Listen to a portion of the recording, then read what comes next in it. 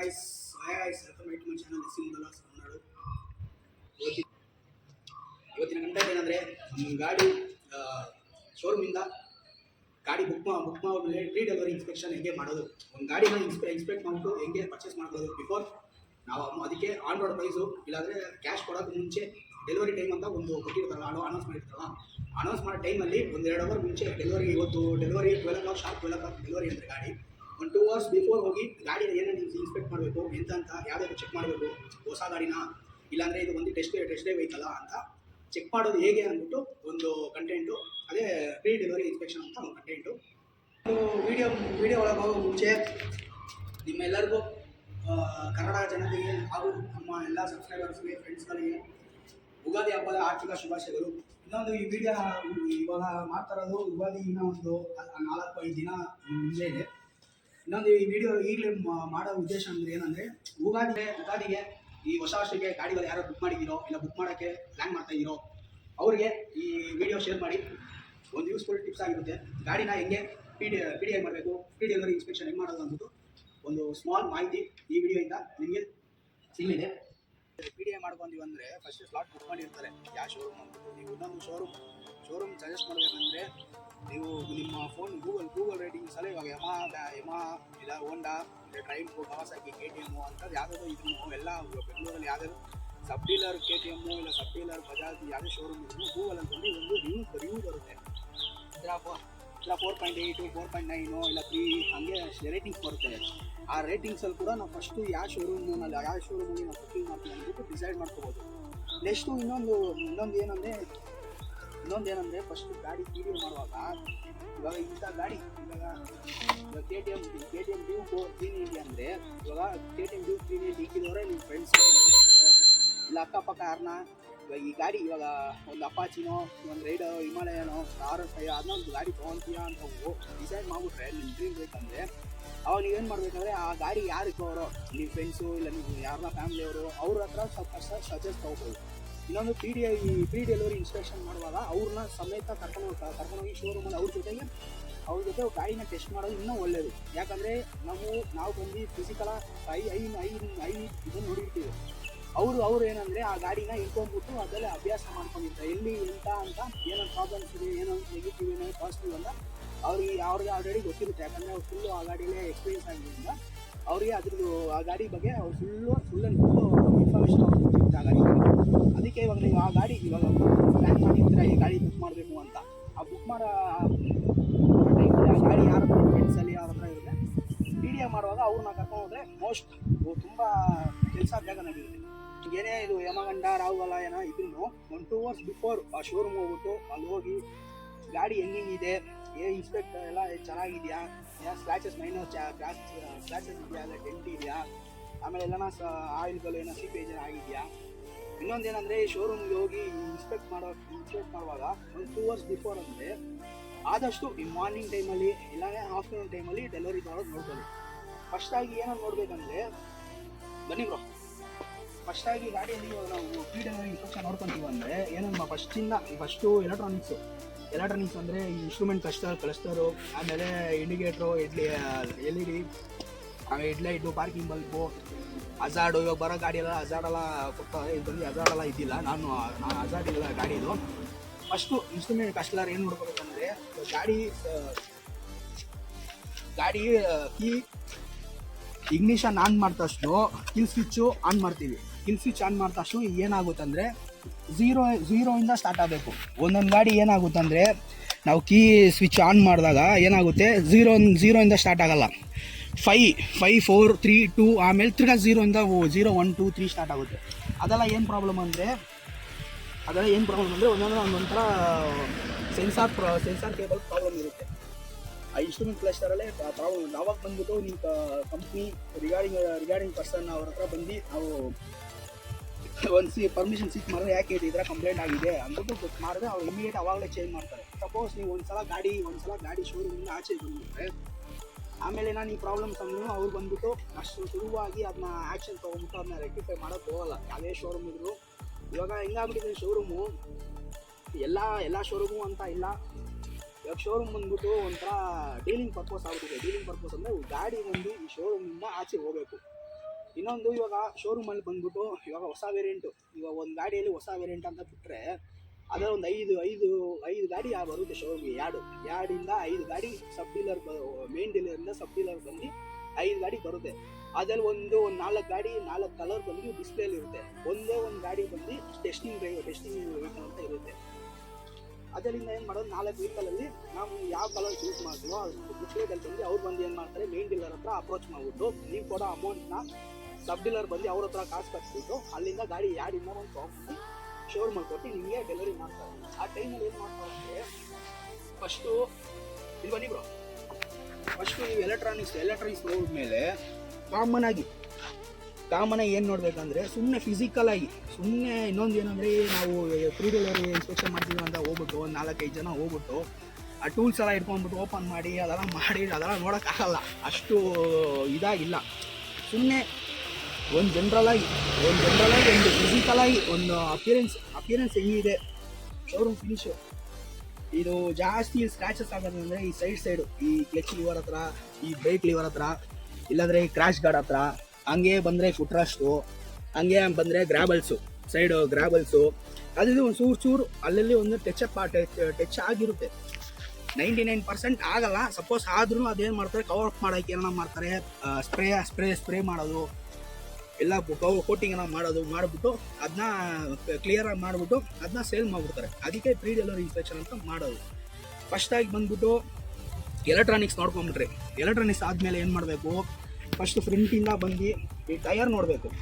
ಇನ್ನೊಂದು ಮಿನಿಮಮ್ ಏನಂದರೆ, ಇವಾಗ ಗಾಡಿಗಳು ಬಂದ್ಬಿಟ್ಟು ಮಿನಿಮಮ್ ಇವಾಗ ಒಂದೊಂದು ಡೀಲರ್ ಇರುತ್ತೆ. ಇವಾಗ ಯಮಾ ಗಾಡಿ ಅಂದರೆ ಅಲ್ಲಿಂದ ಜಾಪನೀಸಿಂದನೇ ಬೆಂಗಳೂರು ಬಂದು ಇವಾಗ ಮನೆಗೆ ಪೇಪರ್ ಹಾಕತ್ತಾರ, ಶೋರೂಮಾಗಿ ಬಂದು ಗಾಡಿಗಳು ಕೊಡೋಲ್ಲ.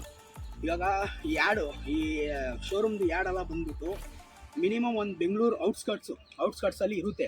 ಅಲ್ಲಿಂದ ಬೆಂಗಳೂರು ಔಟ್ಸ್ಕಟ್ಸಿಂದ ಬಂದು ಸಬ್ ಡೀಲರ್ ಶೋರೂಮ್ ಇರುತ್ತಲ್ಲ, ಅಲ್ಲಿ ಬಂದು ಶೋರೂಮ್ ಹುಡುಗರು ಮಿನಿಮಮ್ ಈ ಟೆಕ್ನಿಷಿಯನೇ ಹೋಗಿ ಗಾಡಿ ತೊಗೊಂಬರ್ತಾರಂತ ಏನಿಲ್ಲ.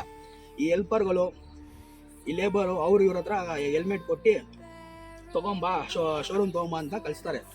ಅಲ್ಲಿ ಏನು ಮಾಡ್ತಾರೆ ಅಂದರೆ, ಹುಡುಗರು ಸ್ವಲ್ಪ ಹೊಸ ಗಾಡಿ ಬಂದ ತಕ್ಷಣ ಸ್ವಲ್ಪ ಏನು ಮಾಡ್ತಾರೆ, ಕೋತಿ ಚೇಷ್ಟೆ ತೋರಿಸ್ತಾರೆ. ಹೊಸ ಗಾಡಿ ಅಲ್ವಾ, ಸ್ವಲ್ಪ ನಾವು ಕೋತಿ ಚೇಷ್ಟೆನ ತೋರಿಸಮ್ಮ ಅಂದ್ಬಿಟ್ಟು ಸ್ಪೀಡಾಗಿ ಓಡಿಸೋದು, ವೀಲಿಂಗ್ ಮಾಡೋದು, ಅದು ಮಾಡ್ಕೊಂಡು ಸ್ವಲ್ಪ ಕೋತಿ ಚೇಷ್ಟೆ. ಅವರು ಚೆಕ್ ಮಾಡಬೇಕಲ್ಲ, ಹೊಸ ಹುಡುಗರು ಚೆಕ್ ಮಾಡ್ಕೊಂಡು ತೊಗೊಂಬಾರ್ದು. ಆ ಟೈಮಲ್ಲಿ ಸ್ವಲ್ಪ ಮೈನ್ಯೂಟ್ ಏನೋ ಸ್ಕ್ರ್ಯಾಚಸ್ ಆಗ್ಬಿಡುತ್ತೆ. ಇವಾಗ ನಾವು ಹೊಸದಾಗಿ ಗಾಡಿ ಪರ್ಚೇಸ್ ಮಾಡಿದ್ವಿ ಅಂದರೆ ನಮಗೆ ಹಿಂಗಿರಬೇಕು, 0 to 0 ಸಿಗಬೇಕು ಹೊಸ ಗಾಡಿ ಅಂತ. ಹೊಸ ಗಾಡಿ ಪ್ರಿಫರ್ ಮಾಡೋದ್ರೆ ಅದಕ್ಕೆ ಅಲ್ವಾ. ನಮಗೇನೋ ಹೊಸದು ಹೆಂಗಿದೆಯೋ ಬ್ರ್ಯಾಂಡ್ ನ್ಯೂ ಕಂಡೀಷನ್ ಬೇಕು ಅಂತ ಎಲ್ಲರೂ ಆ ಪ್ರಿಫರೆನ್ಸ್ ಮೇಲೇ ಶೋರೂಮ್ ಹೋಗಿ ತೊಗೊಳ್ಳೋದು. ಅದರಿಂದ ನಾವು ಆ ಥರ ಆಗಿರೋ ಡ್ಯಾಮೇಜು ಸ್ಕ್ರ್ಯಾಚಸ್ ಆದರೂ ಅದೇನಾಗುತ್ತೆ ಅಂದರೆ, ಲೈಫ್ ಲಾಂಗ್ ನಮಗೆ ಅದೇ ಯೋಚನೆ ಇರುತ್ತೆ. ಗಾಡಿ ತೊಗೊಳ್ಳೋವಾಗ ಆ ಥರ ಸ್ಕ್ರ್ಯಾಚಸ್ ಇತ್ತಲ್ಲ ಅಂದ್ಬಿಟ್ಟು ಅದೇ ನಮ್ಮ ತಲೆಗೆ ಓಡ್ತಾ ಇರುತ್ತೆ. ಇವಾಗ ಇದು ಪಾಯಿಂಟ್ಸಲ್ಲಿ ಬಂದಾಗ ಫಸ್ಟ್ ಎಲೆಕ್ಟ್ರಾನಿಕ್ಸ್ ಎಲ್ಲ ಚೆಕ್ ಮಾಡ್ಕೊಳ್ಳಿ.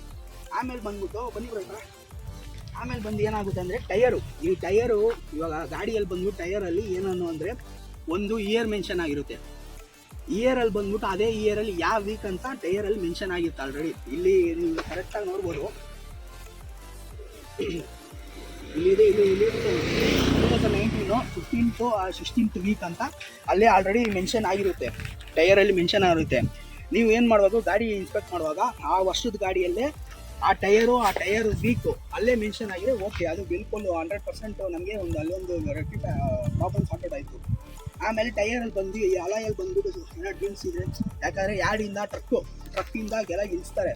ಅವಾಗ ಏನು ಮಾಡ್ತಾರೆ, ಅಂತ ತಪ್ಪು ಅಂತ ಬಿಡ್ತಾರೆ. ಆ ಬಿಟ್ಟ ಟೈಮಿಗೆಲ್ಲ ಇವಾಗ ಈ ಅಲಾಯಿ ಬಂದ್ಬಿಟ್ಟು ಈಗೆಲ್ಲ ಏನಾಗುತ್ತೆ, ಅಲ್ಯೂಮಿನಿಯಂ ಬಂದ್ಬಿಟ್ಟು ಅಷ್ಟು ಲೈಫ್ ಇರೋಲ್ಲ. ನಮ್ಮ ನಾರ್ಮಲ್ ರೋಡಲ್ಲಿ ಸ್ಪೀಡ್ ಬ್ರೇಕರಲ್ಲೋ ಯಾವುದೋ ಪಾಟ್ ಹೋಲಲ್ಲಿ ಬಿಟ್ಟರೆ ಕೂಡ ಅಲಾಯ್ ಬಂದು ಸ್ವಲ್ಪ ಬ್ರೇಕ್ ಆಗುತ್ತೆ ಅಂದರೆ ಬ್ರೇಕ್ ಆಗಲ್ಲ, ಸ್ವಲ್ಪ ಡಿಂಟ್ ಆಗುತ್ತೆ. ಡಿಂಟ್ ಆದರೆ ಅದ್ರ ಮೇಲೆ ಆಮೇಲೆ ಫರ್ದರಾಗಿ ಏರ್ ಲೀಕೇಜ್ ಆಗೋದು, ಅದು ಕಾಮನ್ ಆಗಿ ಅದು ಲೀಕೇಜ್ ಆಗಿ ಅದು ಒಂದೊಂದು ಪ್ರಾಬ್ಲಮ್ ಆಗುತ್ತೆ. ಫಸ್ಟಲ್ಲಿ ಬಂದು ಟೈರ್ ಮಾಡ್ಕೊಂಡು ಆಮೇಲೆ ಫಿಸಿಕಲಾಗಿ ಈ ಟ್ಯಾಂಕ್ ಹತ್ರ ಫಸ್ಟ್ ಹೇಳ್ದಂಗೆ ಲಿವರ್ ಹತ್ರ ಅಲ್ಲಿ ಇಲ್ಲಿ ಏನೋ ಸ್ಕ್ರ್ಯಾಚಸ್ ಇದೆಯಾ ಅಂತ ಚೆಕ್ ಮಾಡ್ಕೊಳ್ಳಿ. ಆಮೇಲೆ ಎಲ್ಲ ಲೂಬ್ರಿಕೇಷನ್ ಅಂದರೆ ಇಂಜಿನ್ ಆಯಿಲು ಲೆವೆಲ್ಲು, ಇಲ್ಲಿ ಇಂಜಿನ್ ಆಯಿಲ್ ಲೆವೆಲ್ ಇದೆಯಲ್ಲ, ಇಲ್ಲಿ 2 ಪಾಯಿಂಟ್ಸ್ಗಿಂತ ಸೆಂಟ್ರಲ್ ಇದೆಯಾ ಅಂತ ನೋಡ್ಕೊಳ್ಳಿ. ಆಮೇಲೆ ಈ ಗಾಡಿ ಬಂದ್ಬಿಟ್ಟು ಲಿಕ್ವಿಡು ರೇಡಿಯೇಟ್ರು ಕೂಲೆಂಟ್ ಇದೆಯಾ ಅಂತ ನೋಡ್ಕೋಬೇಕು. ಆಮೇಲೆ MC ಕಿಟಲ್ಲಿ ಬಂದು ಬ್ರೇಕ್ ಫ್ಲೂಯಿಡ್ ಐತಾ, ಎಲ್ಲ ಲೂಬ್ರಿಕೇಷನ್ ಸ್ವಲ್ಪ ನಾರ್ಮಲಾಗಿ ಕರೆಕ್ಟಾಗಿ ಮಿನಿಮಮ್ ರೇಷಿಯೋ ಇದೆಯಾ ಅಂದ್ಬಿಟ್ಟು ಚೆಕ್ ಮಾಡ್ಕೋಬೇಕು. ಆಮೇಲೆ ಬಂದ್ಬಿಟ್ಟು ಏಕ್ದಮ್ ಇದ್ದ ತಕ್ಷಣ ಗಾಡಿ ಡೆಲಿವರಿ ಆದ ತಕ್ಷಣ ಅವರು ಕೀ ಎಲ್ಲ ಕೊಟ್ಟಿದ್ದು ಏಕ್ದಮ್ ಫುಲ್ ಥ್ರಾಟಲ್ ಮಾಡ್ಬಿಟ್ಟು ಚೆಕ್ ಮಾಡೋದಂತ ಏನಿಲ್ಲ. ಗಾಡಿ ಸ್ಟಾರ್ಟ್ ಮಾಡಿ ಸ್ವಲ್ಪ ಲೈಟಾಗಿ ಐಡ್ಲಿಂಗು, ಇನ್ನೊಂದು ಐಡ್ಲಿಂಗ್ ಬಂದ್ಬಿಟ್ಟು ಮಿನಿಮಮ್ 10,000 RPM ಮೇಲೆ ಐಡ್ಲಿಂಗ್ ಇದೆ ಗಾಡಿಗಳಿಗೆ. ಸಪೋಸ್ 10,000 ಮೇಲೆ RPM ಇದ್ದರೆ ನೀವು ಅವ್ರ ಹತ್ರ ಮಾತಾಡ್ಬಿಟ್ಟು ಐಡ್ಲಿಂಗ್ ಜಾಸ್ತಿ ಇದೆ ಅಂದ್ಬಿಟ್ಟು ಐಡ್ಲಿಂಗ್ ಬೇಕಂದರೆ ಅದನ್ನ ಕರೆಕ್ಟ್ ಮಾಡ್ಕೊಂಡು ತೊಗೊಂಬರ್ಬೋದು. ಯಾರ್ಡಲ್ಲಿ ಇರುತ್ತೆ. ಇವಾಗ ನಾವು ಪಾರ್ಕಿಂಗ್ ಮಾಡೋ ಥರ ಕ್ಲೋಸ್ ಪಾರ್ಕಿಂಗ್ ಇರೋಲ್ಲ ಗಾಡಿಗಳಿಗೆ, ಕ್ಲೋಸ್ ಪಾರ್ಕಿಂಗ್ ಕೊಡೋಲ್ಲ. ಯಾರ್ಡ್ ಅಂದರೆ ಫುಲ್ಲು ಎಂಟೈರ್ ಓಪನ್ ಸ್ಪೇಸ್ ಆಗಿರುತ್ತೆ. ಎಂಟೈರ್ ಓಪನ್ ಸ್ಪೇಸಲ್ಲಿ ಏನಾಗುತ್ತೆ ಅಂದರೆ ಸಮ್ಮರ್ ಸೀಸನಲ್ಲಿ ಏನಾಗುತ್ತೆ ಅಂದರೆ ಫುಲ್ ಇಡೀ ತುಂಬ ಇದಿರೋ ಸಮ್ಮರ ಫುಲ್ಲು ಬಿಸಿಲು ಇರೋದ್ರಿಂದ ಏನಾಗುತ್ತೆ ಗಾಡಿಗಳು ಸ್ವಲ್ಪ ಆಲ್ಮೋಸ್ಟ್ ಇಲ್ಲಾಂದರೂ ಮಿನಿಮಮ್ ಒಂದು ಸ್ವಲ್ಪ ಚಾಸಿಸು ಅಲ್ಲಿ ಇಲ್ಲಿ ಸ್ವಲ್ಪ ಫೇಡ್ ಆಗ್ಬಿಟ್ಟು ಇನ್ನೊಂದು ಏನಂದರೆ ಈ ಸೀಟ್ಗಳು ಫೇಡ್ ಆಗ್ಬಿಟ್ರೆ ಕ್ರ್ಯಾಕ್ ಬಿಟ್ಕೊಳ್ಳುತ್ತೆ. ಕ್ರ್ಯಾಕ್ ಬಿಟ್ಕೊಂಡು ನಾವೇನೋ ಪ್ರೆಷರ್ ಕೊಡ್ತಾ ಏನಾಗುತ್ತೆ ಅಲ್ಲಲ್ಲಿ ಕ್ರ್ಯಾಕ್ಗಳು ಬರುತ್ತೆ. ಕ್ರ್ಯಾಕ್ಗಳು ಬಟ್ಟಿ ಅದು ಹಂಗೆ ಓಪನ್ ಆಗುತ್ತೆ. ಅದೇ ಥರ ಟೈರ್ನೂ ಅಷ್ಟೇ. ಟೈರ್ಗಳು ತುಂಬ ದಿವಸ ಓಲ್ಡ್ ಟೈರ್ ಇದ್ದರೆ ಏನಾಗುತ್ತೆ ಅಲ್ಲಲ್ಲಿ ಕ್ರ್ಯಾಕ್ ಬಿಡ್ತಾ ಇರುತ್ತೆ. ಆ ಕ್ರ್ಯಾಕ್ ಬಿಡೋದು. ಆಮೇಲೆ ಇನ್ನೊಂದು ಏನಂದರೆ ಈ ಕೂಲೆಂಟು, ಈ ರೇಡಿಯೇಟರ್ ಇರೋ ಗಾಡಿ ಎಲ್ಲ ಬಂದ್ಬಿಟ್ಟು ಈ ಕೂಲೆಂಟ್ ರಿಸರ್ವ್ ಓಸ್ ಪೈಪ್ ಇದೆಯಲ್ಲ ಅದನ್ನೂ ಅಷ್ಟೇ ತುಂಬ ಆದಷ್ಟು ಗಾಡಿ ಇದಾದರೆ ಅಲ್ಲೂ ಕ್ರ್ಯಾಕ್ ಬಿಡೋ ಚಾನ್ಸಸ್ ಇದೆ. ಅದನ್ನೆಲ್ಲ ನೋಡ್ಕೋಬೇಕು. ಆಮೇಲೆ ಇನ್ನೊಂದು ಏನಂದರೆ ಸ್ವಲ್ಪ ಎಲ್ಲನ ಗಾಡಿಯಲ್ಲಿ ಬಂದು ಇಂಜಿನ್ ಕಡೆ, ಈ ಬೋರ್ ಕಡೆ, ಹೆಡ್ ಹತ್ರ ಇಲ್ಲ ಅಂಡರ್ ಸಂಗಾಡ್ ಹತ್ರ ಎಲ್ಲನ ಆಯಿಲ್ ಲೀಕೇಜ್ ಇದೆಯಾ ಅಂತ ಚೆಕ್ ಮಾಡ್ಕೋಬೇಕು. ಇನ್ನೊಂದು ಗಾಡಿ ಡೆಲಿವರಿ ಮಾಡಿ ತೊಗೊತೀವಲ್ಲ ಅಲ್ಲಿ ಆ ಕೆಳಗೆ ಬಾಟಮಲ್ಲೆಲ್ಲ ಸ್ವಲ್ಪ ಏನೋ ಲೀಕೇಜ್ ಇದೆಯಾ ಅಂತ 99% ಈ ಥರ ಪ್ರಾಬ್ಲಮ್ ಬರೋಲ್ಲ. ಸಪೋಸ್ ಒಂದು ಸಲ ನಾವು ಚೆಕ್ ಮಾಡ್ಕೊಳ್ಳೋದು ನಮ್ಮ ಒಳ್ಳೆಯದು ಅಷ್ಟೇ. ಕೂಲೆಂಟ್ ಅಲ್ಲ ಲೀಕೇಜ್ ಇದೆಯಾ, ಈ ಬೋರ್ ಹತ್ರ, ಹೆಡ್ ಹತ್ರ, ಅಲ್ಲ ರಿಸರ್ವ್ ಹತ್ರ ಅಲ್ಲಲ್ಲಿ ಸ್ವಲ್ಪ ಏನೋ ಲೀಕೇಜ್ ಇದೆಯಾ ಅಂತ ಚೆಕ್ ಮಾಡ್ಕೋಬೇಕು. ಆಮೇಲೆ ಮೇಯ್ನ್ ಏನು ಇದಂದರೆ ಈ ಗಾಡಿಗಳಲ್ಲಿ ಬಂದ್ಬಿಟ್ಟು ರಸ್ಟ್ ಇಶ್ಯೂ ಕಾಮನ್ನು. ಆ ರಸ್ಟ್ ಇಶ್ಯೂ ಎಲ್ಲಾಗುತ್ತಂದರೆ ನಾವು ಫಿಸಿಕಲ್ ಎಲ್ಲೆಲ್ಲಿ ನೋಡ್ತೀವಿ ಅಲ್ಲಲ್ಲಂತೂ ರಸ್ಟ್ ಆಗೋದು ಕಮ್ಮಿ ಇದೆ. ಯಾಕಂದರೆ ಈಗ ಒಂಥರ ರಸ್ಟ್ ಹಿಡಿಯೋದು ಹೆಂಗಂದರೆ ಕ್ಲೋಸ್ಡ್ ಜಾಗ ಇರುತ್ತಲ್ಲ, ಈ ಸೀಟ್ ಕೆಳಗೆ, ಇದು ಅಂಡರ್ ಬೆಲ್ಲಿ, ಈ ಚಾಸಿ ಹತ್ರ ವೆಲ್ಡಿಂಗ್ ಆಗಿರುತ್ತಲ್ಲ, ವೆಲ್ಡಿಂಗ್ ಕಡೆ ಬಂದ್ಬಿಟ್ಟು ಏನಾಗಿರುತ್ತೆ ಅಲ್ಲಿ ರಶ್ ಕಾಮನ್ ಆಗಿ ಫಾರ್ಮ್ ಆಗುತ್ತೆ. ಅಲ್ಲಿ ವೆಲ್ಡಿಂಗ್ ಕಡೆ ರಸ್ಟ್ ಆಗೋದು. ಈ ಡಿಕ್ಕಿ ಕೆಳಗೆ ಎಲ್ಲೆಲ್ಲಿ ಚಾಸಿ ಕ್ಲೋಸ್ಡ್ ಎನ್ವಿರಾನ್ಮೆಂಟ್ ಎಲ್ಲಿ ಇದೆಯೋ ಅಲ್ಲಲ್ಲಿ ಬಂದು ರಶ್ಟು ಫಾರ್ಮ್ ಆಗಿರ್ಬೋದು ಮೋಸ್ಟ್ಲಿ. ಆವಾಗ ನೀವು ಅದನ್ನೆಲ್ಲ ನೋಡ್ಬಿಟ್ಟು ಆ ಥರ rest issue, tyre old tyre ಇಲ್ಲ ಇನ್ಸ್ಟ್ರೂಮೆಂಟ್ ಕಷ್ಟಲು, ಆಮೇಲೆ ಇದು ರಿಸರ್ವರ್ಸ್ ಹತ್ರ ಎಲ್ಲ ಸೀಪೇಜ್ ಆಗಿದ್ದರೆ ಆ ಗಾಡಿನ ನೀವೇನು ಮಾಡ್ಬೋದು, ಆ ಗಾಡಿನ ಸ್ಕಿಪ್ ಮಾಡಿಬಿಟ್ಟು ನೀವು ಡಿಮ್ಯಾಂಡ್ ಮಾಡ್ಬೋದು, ಈ ಗಾಡಿ ನಮ್ಗೆ ಯಾಕೋ ವರ್ಕೌಟ್ ಇದಾಯ್ತಲ್ಲ, ನಮ್ಗೆ ಬೇರೆ ಗಾಡಿ ಸ್ಲಾಟ್ ಬುಕ್ ಮಾಡಿ ಅಂದ್ಬಿಟ್ಟು ನೀವು ರಿಕ್ವೆಸ್ಟ್ ಮಾಡ್ಕೋಬೋದು. ಎಲ್ಲದರಲ್ಲೂ ಬಂದ್ಬಿಟ್ಟು ಸಿವಿಕ್ನೆಸ್ ಇರಬೇಕು. ಸುಮ್ಮನೆ ನಾವು ಸ್ವಲ್ಪ ರ್ಯಾಶಾಗಿ ಮಾತಾಡೋದ್ರಿಂದ ಸ್ವಲ್ಪ ನಾವು ಅವ್ರ ಹತ್ರ ಕ್ಲೀನಾಗಿ ಅಪ್ರೋಚ್ ಮಾಡಿ, ಸರ್ ನಮ್ಗೆ ಈ ಥರ ಇದೆ, ನಮ್ಮ ಬ್ರ್ಯಾಂಡ್ ಯಾಕೋ ಇಲ್ಲ. ಇನ್ನೊಂದು ಗಾಡಿ ನೀವು ಹೊಸದಾಗಿ ಡೆಲಿವರಿ ಮಾಡ್ಕೊಳ್ಳಾವೆ ಅವಾಗ ಒಂದು ಯಾರ್ಡಿಂದಾನು ಇಲ್ಲಾಂದರೆ ಸಬ್ ಡೀಲರಿಂದ ಮೇನ್ ಡೀಲರ್ ಎಲ್ಲಿಂದ ಗಾಡಿ ಟ್ರಾವೆಲಿಂಗ್ ಮಾಡ್ಕೊಂಡು ಬಂದ್ರೂ ಹಬ್ಬವ ಮೋಸ್ಟ್ಲಿ ಒಂದು 50 ಇಲ್ಲ 60 ಕಿಲೋಮೀಟರ್ಸ್ ಪರ್ ಅವರ್ ಇನ್ಸ್ಟ್ರೂಮೆಂಟಲ್ ಕಸ್ಟಲ್ಲಿ ಓಡಿದರೆ ಓಕೆ. ಅದಕ್ಕೆ ಮೇಲೆ ಒಂದು 100-200 ಮೇಲೆ ಓಡಿದರೆ ನೀವು ಅಲ್ಲೇ ಅದನ್ನ ಕನ್ಫರ್ಮ್ ಮಾಡ್ಕೋಬೋದು. ಅದು ಒಂದು 200 ಮೇಲೆ 200 ಪ್ಲಸ್ಸು ಇಲ್ಲ 150 ಪ್ಲಸ್ ಏನೋ ಗಾಡಿ ಏನೋ ಡ್ರೈವನ್ ಆಗಿದ್ದರೆ ನೀವು ಅಲ್ಲೇ ಕನ್ಫರ್ಮ್ ಮಾಡ್ಕೊಬೋದು. ಈ ಗಾಡಿ ಬಂದು ಬ್ರ್ಯಾಂಡ್ ನ್ಯೂ ಅಲ್ಲ, ಇದು ಬಂದು ಟೆಸ್ಟೆಡ್ ವೆಹಿಕಲ್ಲು, ಇದು ಮೆನ್ ಫಾರ್ ಟೆಸ್ಟೆಡ್ ವೆಹಿಕಲ್ ಅಂದ್ಬಿಟ್ಟು ಕನ್ಫರ್ಮ್ ಮಾಡ್ಕೋಬೋದು.